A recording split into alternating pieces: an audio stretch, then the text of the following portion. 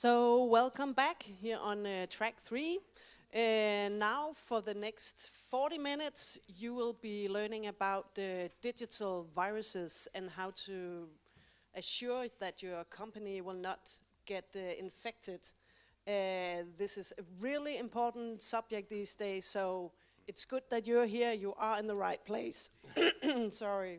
And to tell you about this is Jan Cibulka from Czech Radio and Matthieu Beauval, who is head of innovation at Radio France. The scene is yours. Thank you, Karen. Welcome to this session. Yes, we are talking about viruses and IT risk, but we're going to talk about also transparency, democracy, how to keep a lively relationship with your audience when you are a media house in this time of IT risk. Welcome to this session, because this is a theme that we still rarely address in our radio conferences today, but which will become crucial and increasingly important for our organization and our media companies. Cybersecurity, IT, but also the way we provide a secure spaces for our investigation team, like yours, Jan. And recent news makes us think that this is indeed a hot topic. Many public authorities, governments, and now media outlets, public and private broadcasters, say they have to ban TikTok for reasons of security and respect for data confidentiality on corporate devices, like your corporate mobile phone. What's the situation in your media, Jan? Well, nobody wants to talk about TikTok, me neither, but I guess I have to. We have pretty harsh stance in Czech Radio on TikTok. We freezed our accounts and now we are thinking what next. We are waiting what happened on the EU level and in the United States.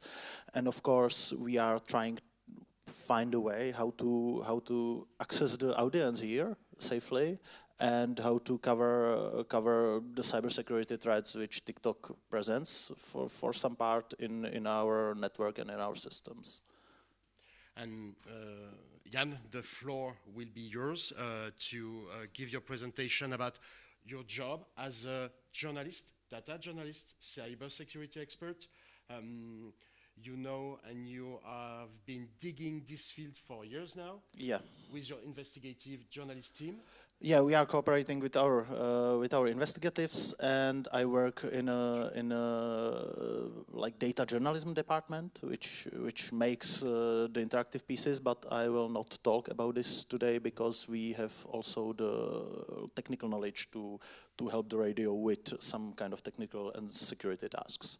Okay, so the floor is yours, Jan, and we have to switch presentation to the presentation of Jan. Thank you. Jan Cibulka. Thanks.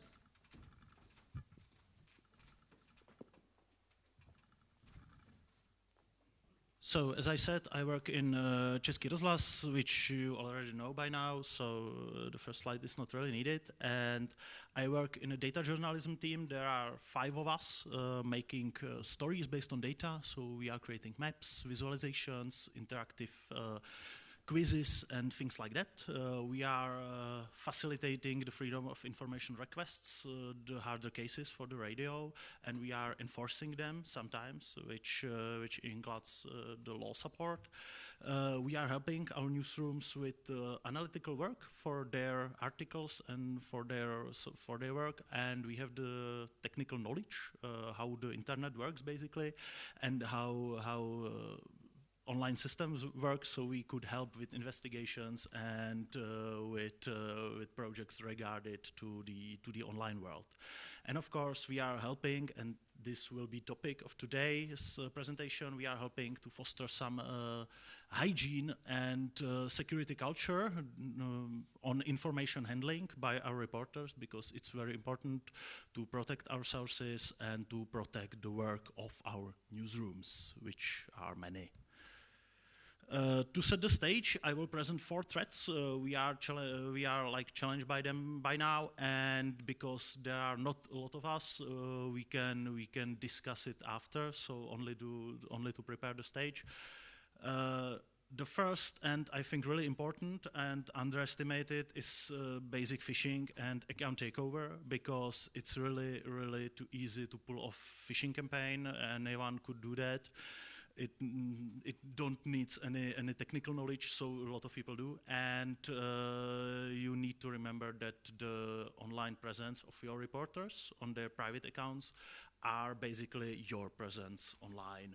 We have really not funny incident during the start of the Russian invasion to Ukraine, because during these days, one account of one of our reporters, verified account on Twitter, was breached, and we were scared that this account will be used to disseminate propaganda. So we were really, really relieved and happy when some kind of crypto scam starts to pour in, because it was the better option. It's really hard to avert these cases on the private accounts, because they are not under some kind of IT policy in the media houses, and there is no one technical way to protect these accounts. So we are trying to foster better security practices with our people. We are providing them with password manager, with YubiKeys to strengthen the security of the accounts, and we are monitoring the accounts and the breached login information online. We are searching for the breached information sold online to warn our people to protect themselves, because it's really easy to breach some kind of account of the journalist, and it could have grave consequences. Of course, our journalists, our reporters face threats online. Mostly it's focused on female reporters, some kind of harassment. This kind of attacks don't require any technical knowledge, so anyone can do that. And during the harsh time, during the immigration crisis, and now during the war on Ukraine, it is really more common, and more oftenly we are encountering this problem. It's really mentally taxing for the reporters, and we know that a lot of people leaving journalism because of threats and because of the long time pressure on them. It's in Czech Republic, it's hard to prosecute and it's hard to avert, so we are trying to find a way how to buffer our reporters, and we could talk about this later, how to buffer reporters from these kind of threats, and how to collect information for the prosecutors to prosecute the perpetrators. Spying by state actors, it's number 3, and I think that we will be subjected to this more often as we go to the future, because European Union has a huge problem with dissemination of these tools. So we saw them in countries like Poland, in countries like Hungary, in Greece, in France, in Germany. So this really widespread problem. In some of these countries, these tools were used against the journalist and against the journalism itself. It was a try to breach the confidentiality of the sources. It was attempts to discredit the journalists, and it's really, really hard to avoid these threats. So this is more complicated. It's not one-size-fits-all solution. I don't have any easy answers to that, like install your antivirus program. The antivirus program don't help you with this. We hope for some kind of enforcement action on the EU level. We are still waiting for it. Věra Jourová, our commissioner, is working on it. So we are hoping that these kind of tools will be banned. Not a day ago, Joe Biden wrote executive order limiting use of these tools in the United States. We hope that the European Union will do something like that either. And the last one, but really a funny one, and many media houses has encountered with the ransomware. It's a basic online criminality which could really stop working of the media. We saw it in Germany on a few media houses. We can saw it on NPR in the United States when these tools basically stopped the publishing, and Guardian has this incident as well. These tools, they are not really sophisticated, but you need to update your legacy infrastructure, and it of course costs a lot of money. And if you are from the big radio, as I am, you know that keeping updated all the systems, all the legacy systems in the media house is really complicated. But it's really needed, because ransomware could break your neck for 2-3 weeks, and you know what this means in media. So I hope for some kind of discussion after the presentations, and if you have any questions to the future, you can find me and Jan.Cibulka at rozhlas.cz. Thank you. Thank you, Jan. If you have any question now for Jan, you can ask your question now or at the end. Depends on your feeling, because I don't want to rush you. No question for Jan for the moment? Any questions? Shoot it now. I have one for you. Okay. How do you train the people?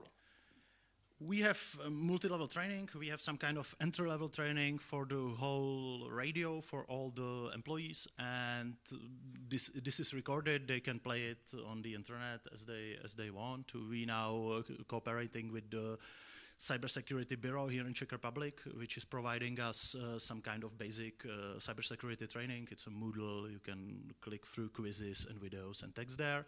And for the journalists and reporters, we have few tiers of another training, which starts from the basics like securing the accounts and be aware of threats online, to really hardcore knowledge, how to mask, how to destroy data, how to communicate with sources securely, how to avert law enforcement, some kind of law enforcement tools, and how to protect the integrity of the work of the journalists.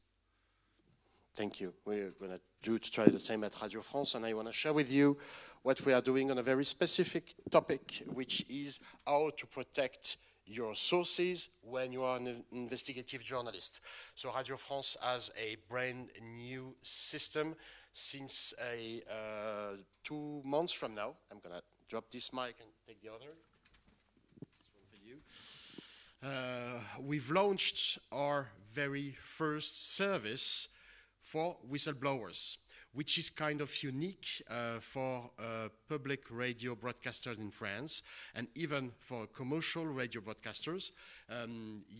It's accessible in English and in French, and soon in Arabic, because it's also important to give a tool for those people who live in North Africa to be possible to have a democratic tool to send an alert, send something that could warn the investigative journalist of Radio France with full security, which is the main topic. When you want to disclose a situation that will put you at risk if you're a whistleblower, you must have the guarantee from the media that the media will protect you as a source, as every journalist has to do. But when it comes to tackle with democracy, with transparency, you have to offer the best quality of security for your whistleblowers. So at Radio France, alerte.radiofrance.fr, which means warning.radiofrance.fr, was at the very beginning an idea that comes from the internal competition about having an idea, and let's try to make this idea a reality. A small team of people from the investigation team, plus some digital experts, plus some people from the editorial staff, but not the investigative one, editorial staff from radio stations, has gathered around this idea to create this platform. It was in late 2019, early 2020, and the service is now live since 3 months, and it's accessible via mobile and all the channels of Radio France via the website and via the app.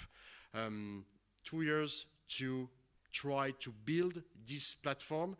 but you have to withdraw 1 year due to the COVID, because like all media outlets and all your companies, I guess, we all have other priorities in 2020. So we try to establish this as a service for a public service.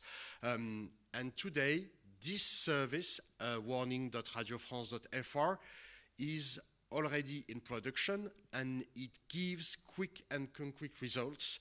Our investigative journalist team is now 11 people.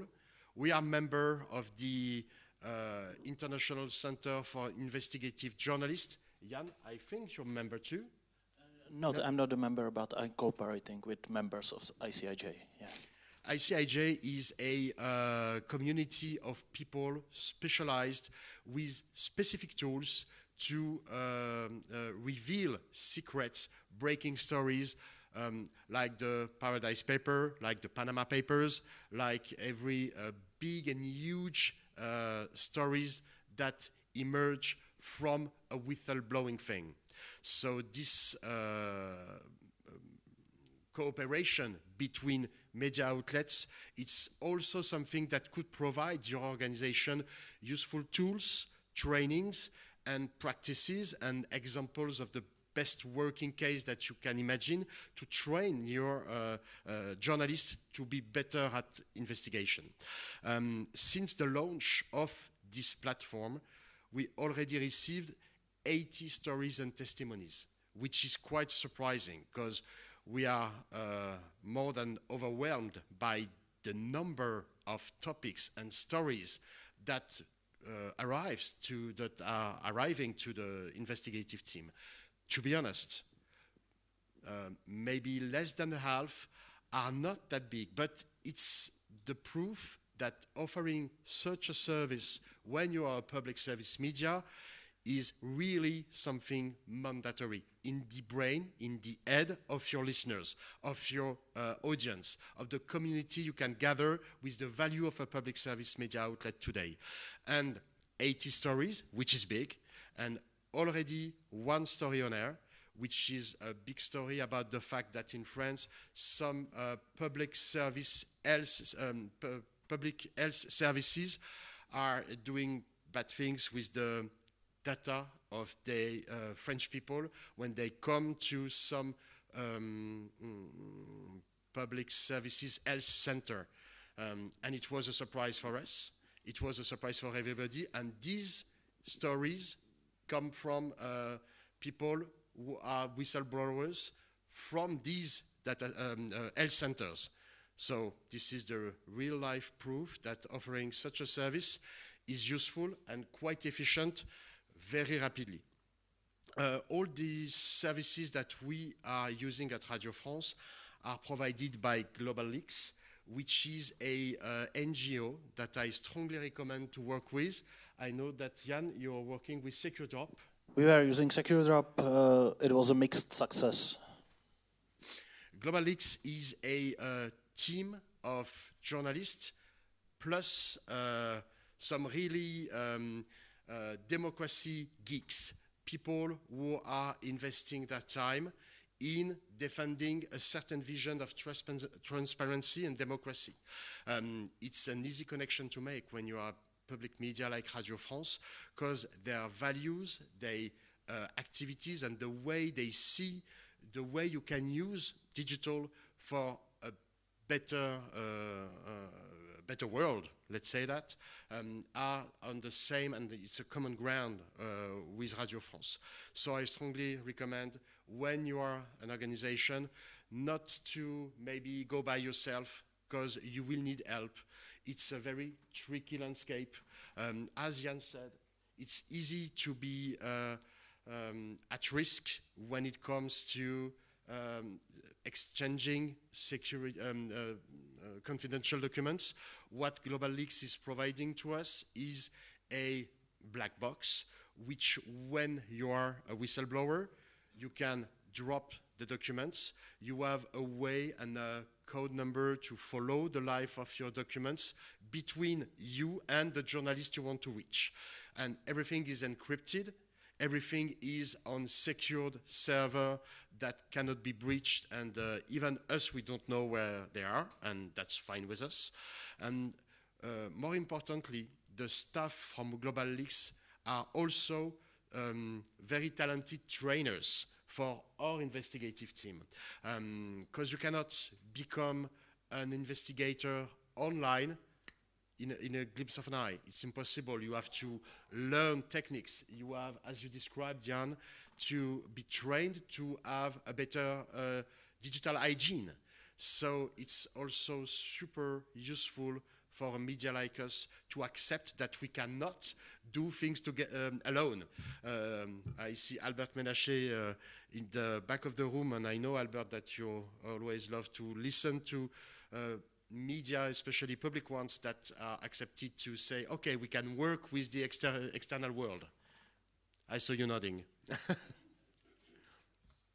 So if you want to use this platform, warning.radiofrance.fr, and it's something you can use in English, and we are always eager to receive feedbacks, because this is the very first time that we are trying that. We know it's not perfect. We know it could be most beautiful. We are thinking about it as super efficient, super productive, and easy to tackle, especially easy to access when you don't have the broadband necessary, when you don't have the latest device, and when it's complicated to access to the internet. So simple, efficient, and easy to access.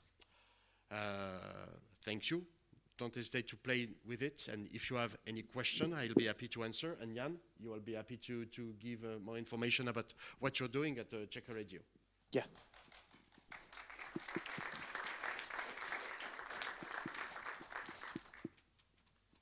I've got two questions. Hello. How do you spread the information? Because even if the website is good and you was talking about Arabic word, how do they know that the website exists and they can use it? For Radio France, we went step by step. At the beginning, the service was quite confidential because we want to test drive it before going public with it, because we were uncertain of numerous things. As, okay, if this service gonna meet the expectation of the whistleblowers. So at the beginning, in the very first 3 or 4 weeks of having launched the service, we have tell nobody, just to try to find if the whistleblowers are finding by themselves such a service. And it was a good surprise, because without any type of public statement or publicity, we already received the first stories and testimonies. So first key learning for us was the whistleblowers, when they want to share information, they are deeply involved in finding the right media to tackle their story. And then, progressively, we've decided to go public, and on the first radio in France, which is called France Inter, at each end of each story on the weekly magazine, they have to tell about the latest investigation produced by the investigative team.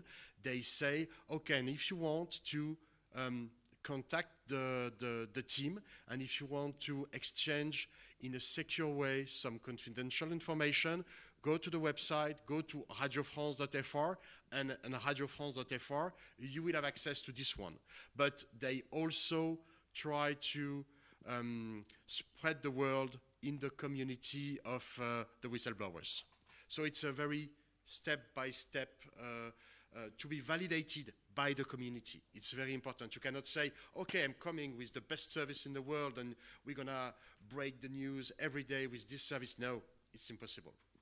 And It's important to add, if I may, that it's really important to teach your listeners and your audiences how to securely contact journalists, because this kind of problem, it's called first contact problem. A lot of things could go wrong, and could like burn your source. So we are doing some, from time to time, some like educational piece about how to contact journalists. And it's not only for the radio; it's important for the whole journalism space. And we are like trying that people can remember how to do it safely, how to exfiltrate documents and provide it to the journalists. Albert. Yeah, you have a follow-up question, or so my question or remark in a way is more to the security of the internal organizations. We had a case in our organization which was technically very silly. It was a scammer, and he scammed some of my colleagues, or they scammed my colleagues out of money. And the issue is that these people were first ashamed, and we said, no, well, we cannot blame people. We need to educate people, and we need to use this kind of incidents as a method to train ourselves. I work for a tech company. We are tech people, and we fell for the scam. And so I wanted to ask, how do you do this? Is it just training, or are you putting people in situations into fake scams, or is there? How do you create the awareness and make people also aware that it's nothing to be ashamed about if it happens? We are educating, but we are not using the fake phishing, fake scams, and so on, because we are trying to foster a culture of trust between the journalists and the IT department and our team. And we are not trying like trick people and punish them for it, but we are trying to find ways, because we need the trust and we need to be notified if some incident happens. And yes, it's often the simplest scams go through, because people clicks on things, people are in situations, and they do silly things. It's completely normal, and we are trying to find technical ways how to prevent it and how to make the protection system more robust and fail-safe. If something happens, then the attacker maybe scams somebody for some money, but not breach the radio system, don't breach the information about sources, don't breach documents, emails, and so on. And we have to know that we also need maybe more people in security and IT teams at Radio France. I know that not enough. And IT people are not in enough number anywhere, so it's hard to find experts and let them work on your problems, of course. What do you think about the fact that public opinion is shifting regarding encryption? For example, in UK, they want to break the WhatsApp's encryption. Even Signal has discussed the possibility of implementing a backdoor. What do you think about that? It's a dumpster fire. The UK encryption bill and the proposals from European Commission, it's total dumpster fire. It's technically not feasible to do things like that, because if you break encryption somewhere, you break it everywhere. You cannot do it safely. And I think the stance by Signal, by WhatsApp, by Trima to simply not walk away but defy the law is the only way to do it. Of course, we will probably see some kind of enforcement on the level of the operating system of the mobile phones, which we don't have control of. And this will be a huge problem if we didn't stop it on a legislative level. So yeah, this will be like a huge problem in future, I think so. In the digital world, when you take a decision on a local level, it never stays local. It's impossible. And it's really important to see a lot of politicians, a lot of policemen, a lot of security people in Czech Republic uses things like Signal or WhatsApp, because they want to have this kind of encryption. So it's funny that from the other side you have the legislative tries to like curtail this. Hi. First, I want to congratulate you both for your initiative. But my question is, how try you to verify these denounces, and especially how you avoid the fake news or the manipulation? Thank you. Do you want to start, or okay? we have the luck to have real investigative journalists. They are specially trained, and they will never disclose a story without having the proof they need to go public with this information. Even if it takes months to verify any single information. Plus, when you're an investigative journalist and when you have the luck to be in a network like the Investigative Center for Journalists, you also have the resources outside your media outlets to help you verify things, to collaborate and cooperate with other teams elsewhere in the world, especially if this is hard to verify from Paris, for example.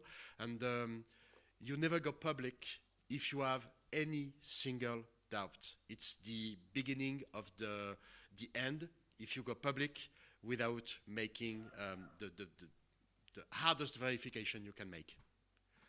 So maybe it will happen one day, even because maybe we will have to face some very tricky and well-organized misinformation, maybe by a state, for example. But we always have to let the doubt win before the wish to have like a scoop. Always doubt. Never publish with rush in your head. You need a really robust fact-checking. I would dare to say that we have pretty strong editorial oversight in Český rozhlas, and it's an advantage that big media houses has all the consortium like ICIJ or OCCRP has, that they have fact-checkers and could poke into the story and check every little piece to be sure it's verified.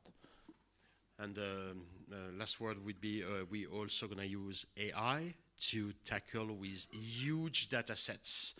AI is quite good at finding the relevant data in data sets that absolutely no human can deal with. The AI and all the things that could go deep into this database are a great ally. Yeah, last question.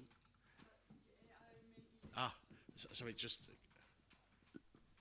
thank you. Thanks a lot. The AI might be hacked easily. So I heard several sessions here about artificial intelligence and the use in the radio. And I think we have seen, for example, in the United States, how easy information can be hacked. How will you provide that? AI could be the perfect tool to verify and the perfect tool to trick you with deepfakes, audio, video. So you have to be clever and you have to use the right tools. And you can also use AI to verify AI. It's a little bit arms race because you can deploy the technology on both sides, but I am a little bit old-minded. It is. I think that the most important is human judgment and the editorial oversight, because that's journalism relies for many years on, and we will be in future too. We begin to be very good at debunking fake news made by AI. And very good also to debunk deepfakes, especially in audio. And we have to train our editorial staff. Training. Thank you. We are really running late. Sorry. Thank you, and have a great conference. Do not forget the finale this afternoon in the main room. And do not miss also the 40 ideas in 45 minutes, which is always fun and great. Thank you. Thank you for coming.